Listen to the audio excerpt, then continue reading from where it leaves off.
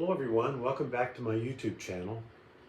Today I'd like to share a story with you about how Jane and I ended up moving from Houston, Texas to Arcadia Valley, Missouri. The story really starts in 2016 when our house in Houston flooded for the first time. It didn't flood bad, but we did get water in about 3/4 of the area at the lower level of our house. And it turned out to be pretty expensive for us to repair because we didn't have any flood insurance. But after that, we really weren't worried because that was a 500-year flood. So, no chance that we'd ever flood again. Well, the next year, Hurricane Harvey, like 5 feet of rain in less than 48 hours, or probably less than 24 hours. So our house flooded again, this time much worse. Good news is we did have flood insurance, but going through that for the second time in 2 years, it was really, really difficult for us. Because we had an upper level in our house that was fine, instead of moving out of the house, we decided to try to live upstairs while all the reconstruction was going on downstairs. I don't know, that was probably a mistake. But that drug on for months and months before the repairs were ever completed downstairs. During that time, one evening I was looking at Facebook, and a thing came up on Facebook for a real estate company in Fredericktown, Missouri, where I grew up. I was just looking at some of the property there, and I talked to Jane about it. Well, Jane had come back to Missouri with me to visit some friends a couple times and for class reunions. And when she came up to Missouri, she really wasn't impressed. But as I was looking at the property, I told her, she's like, "Well, you don't want to move up there, do you?" And I said, "No, I'd never move up there." But I was looking at the property, and I was looking at the prices of the property, and I thought, well, this could be a good investment. So, I kind of got serious about looking, and we looked at a couple of properties, one we were really interested in, and we decided to take a trip to come up to Fredericktown and stay with our friends Keith and Patty Myers. So we came up one weekend in March, and when we got here, we went with the real estate agent and we looked around at different properties.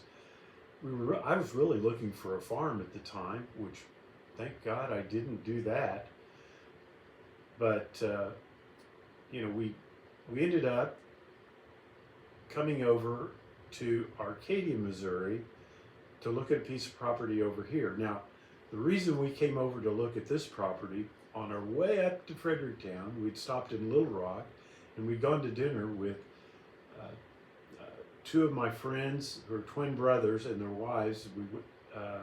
And we were telling them about what we were doing, thinking about investing in some property in Fredericktown. And they said, "Hey, why don't you talk to our sister, Norbeth," which I'd gone to high school with Norbeth too. She's a couple years older, because she's a real estate over in Arcadia in the Ironton area. So while we were up, gave her a call, and she said, "Hey Eddie, I think I have a property for you in Arcadia that you could really be interested in." So Jane and I and our friends Keith and Patty drove over and met her at the property, and it turned out to be this almost 200-year-old house that was sitting on almost 2 acres of property right on the edge of town. Well, when we pulled into the driveway, the owner of the house was there. Well, Patty, who was with us, had worked with her at the the school system in Fredericktown for several years, so she knew her really well. So we got out, and they were visiting, and we were looking around and kind of marveling at the condition of the house, since it was almost 200 years old. You know, it was interesting, needed some work, but it was really kind of a cool piece of property. So I was in the house, and the owner of the house actually came in the house with Patty and with Norbeth, and they were all talking. I mean, with them and Jane, I couldn't get a word in edgewise. Well, the owner of the house motioned to me to come over to her, and I walked over, and she looked at me and she said, "Honey, I bought a house in St. Louis to move up to be near my children and grandchildren," because she was recently widowed. And she said, "I really need to sell this house. I'm a motivated seller. If you're interested in the house, just make an offer." Well, as a businessman, I'm going, this could be interesting. So, we talked, we looked at the price of the property, and considering the uniqueness of the house and the 2 acres of land, and I thought, wow, this is really a bargain. So we said we'd think about it. We went back that night and talked about it with Keith and Patty. That next day, Jane and I were driving back to Houston.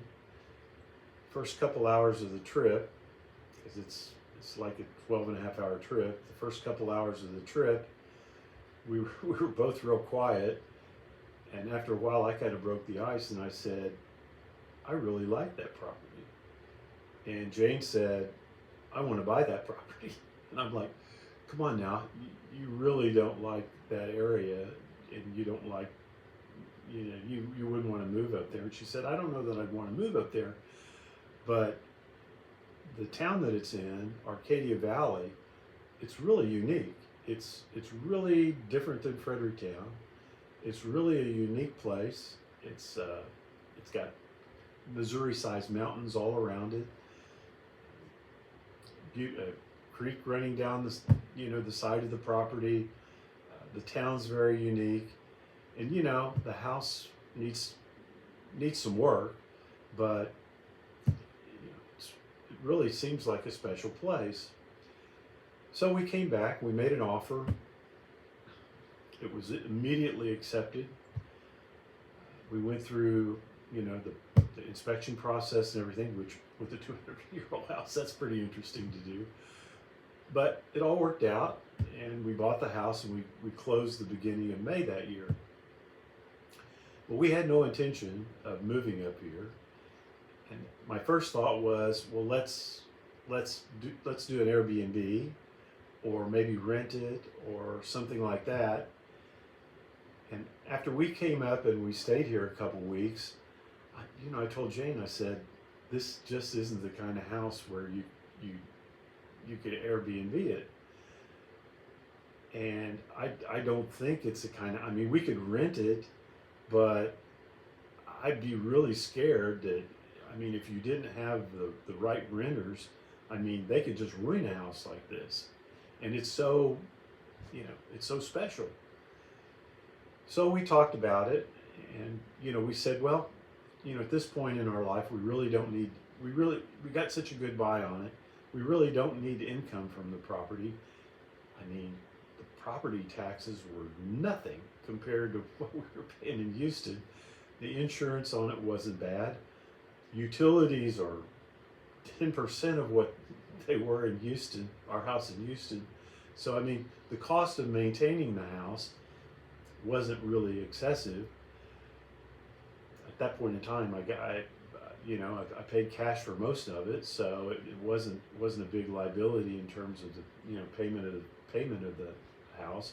So we said, well, let's just keep it, and we'll go back and forth and see how we like it, and then we'll make some decisions about what we want to do with it in the future.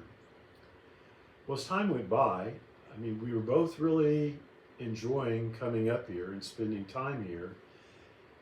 And at one point, Jane's attitude about being up here really kind of changed from, gee, this is country life and that's not me, I'm a city girl, to, wow, the pace of life here is really awesome.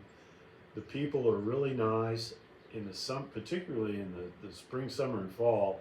I mean, there's a lot of things to do. I mean, we come up here, we would stay busy, uh, in the town or going to the river, or we started kayaking, we started hiking. I mean, there's so many things we could do that we enjoyed, and a lot of things outside. I spent a lot of time working in the yard, and I still do. The man who had owned the house before, the lady we bought it from, her husband, he was a real gardener, and he planted hundreds of different kinds of flowers and bushes, in our yard. And I mean, we literally have flowers or shrubs blooming from early March until almost December. I mean, even in December we have, flowers popping up. So, it's a little, 2 acres is a little bit to maintain, but I mean, it's really, the yard's just beautiful. So we were enjoying coming up here more and more, and Jane, talked to me one day, and she talked to a guy who was a former maintenance guy for the people who owned the house before us, and he told her, he said,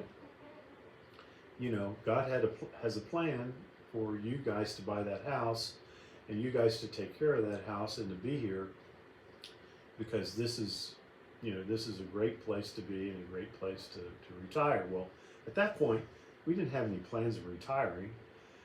So, for the next, for the second year, we started coming up here a little bit more, enjoying it more every time we'd come up. And then at the end of 2019, we actually started kind of talking about maybe selling our house in Houston and maybe moving up here. So, I was working on that, and I was thinking, well, maybe I could list my house, myself. And at the beginning of the year in 2020, I actually kind of tried to list my house, and that really wasn't working out very well. And then in February of that year, COVID hit. Well, we decided, even before the first lockdown started, we decided to pack our stuff up and go to Missouri. When we did that, we listed our house with a real estate agent. And, we took off for Missouri because, literally up here at the beginning of COVID, you would have never known it was even happening. So we were up here, and we were talking to the real estate agent, and one of the big issues we had with the real estate agent of listing our house in Houston was the price of the house. And I told him, I said, I've been praying about this a lot, and I think there's a price for the house that we should be able to get. So he checked on the price, and he came back and he said, no, the comparables in your area, the comparables in your neighborhood, price and price per square foot and so forth, you just won't be able to sell your house for that much. And I said, well, I want to try. And, Jane said, well, we're not going to be able to sell the house for that much. And she said, nobody's going to buy it. And I told Jane at the time, I said, Jane, I prayed about this, and I can tell you that the answer the Lord gave me is that He has somebody picked out to buy our house. And we don't have to worry about it, because the people He's picked out are going to buy the house.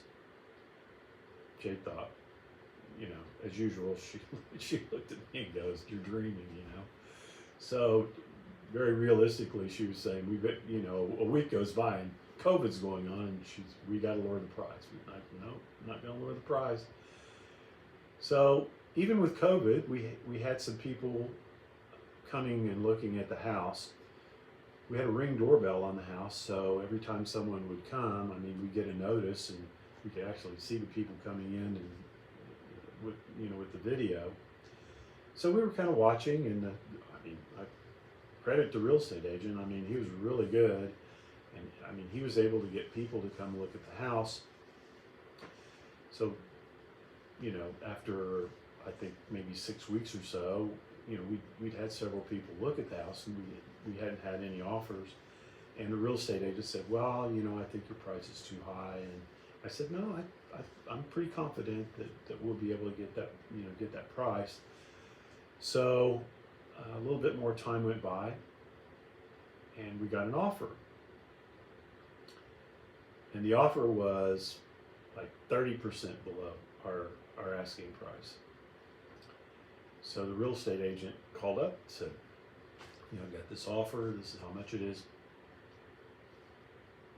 What do you want to do? You want to make a counter offer? You want to accept it? Because I don't think your house is going to sell for the price that you're asking for. So I said, Jane and I will talk about it. We'll call you back in the morning. So Jane and I talked about it, and Jane was saying, well, maybe we should counter offer, and because we're never going to get the price we're asking for, and so maybe we should give that a try. And I told Jane, I said, no, they're too low. If they were relatively close, okay, we could talk about a counter offer, but at the price they offered, I'm not even going to justify it with giving them a counter offer. It's ridiculous how low they offered. Plus, I said, they're not the people. They're not the people that are supposed to buy the house, because I keep telling you, God's picked out the people that He wants to buy our house. So, not more than a week goes by, we're looking at somebody comes and looks at our house. We're looking at them come into the house on the Ring doorbell, and it's a younger couple, and it looks like they have 3 teenage and a little bit younger boys. Now, our house is on the west side of Houston. Beautiful house, 5,000 square feet, swimming pool on the golf course. So, it could be interesting. Could be interesting for people with a family. Well, less than 24 hours later, that couple came back and made an offer.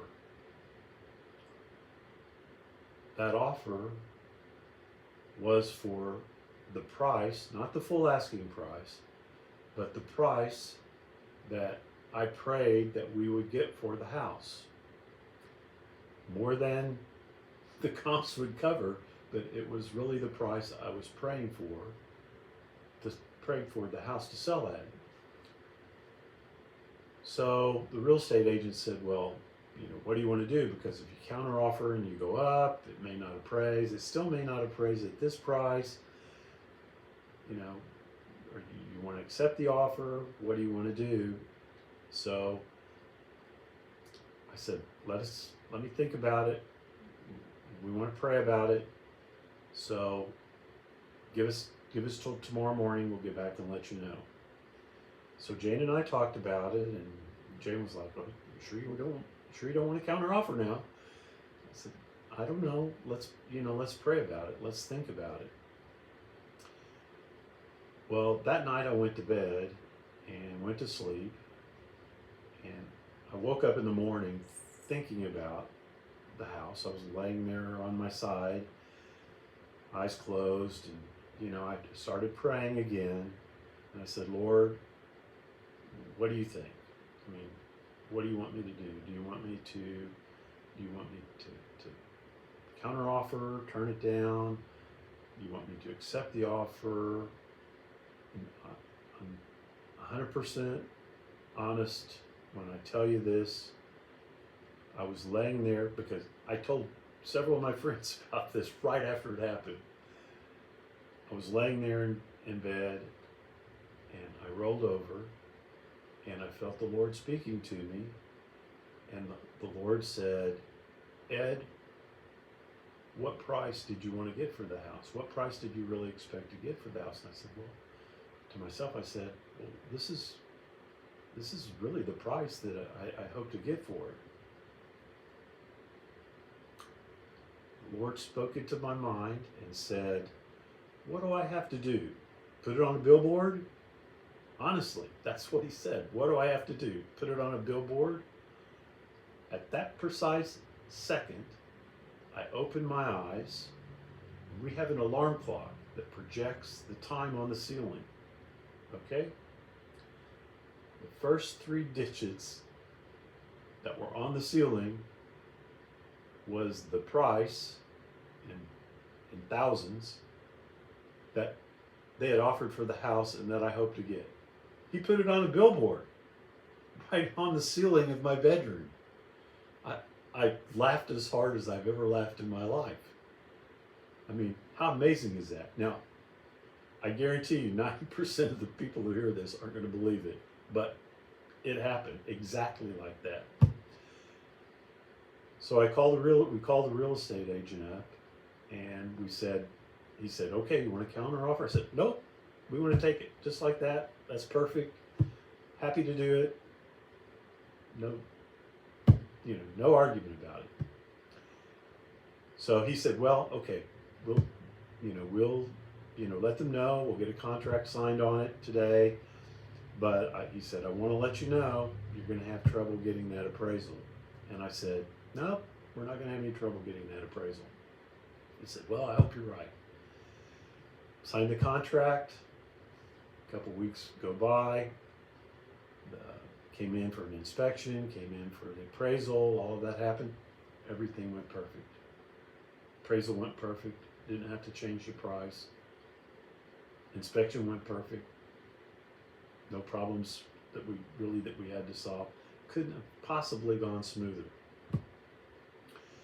So once we had the contract on the house and all that had gone through, the people who were purchasing the house wanted to get in contact with us through the real estate agents, and they wanted to come in because they wanted to do some painting and they wanted to schedule some remodeling and do those things. We said, great, come over anytime you want. So they came over and we met them. Now listen to this. I said, God had somebody picked out to buy that house. I wasn't worried about it. I wasn't worried. I kept telling Jane, Proverbs 3:6-8. Trust in the Lord with all your heart. Don't rely on your own understanding. Follow him in all your ways, and he'll direct your steps. The couple that bought our house, she still is, there's a huge First Baptist church school in Houston, and she's the director of the Baptist church school. He's a professor at HBU University in Houston, and he is the executive director of Charm Prison Ministries in Houston, Texas.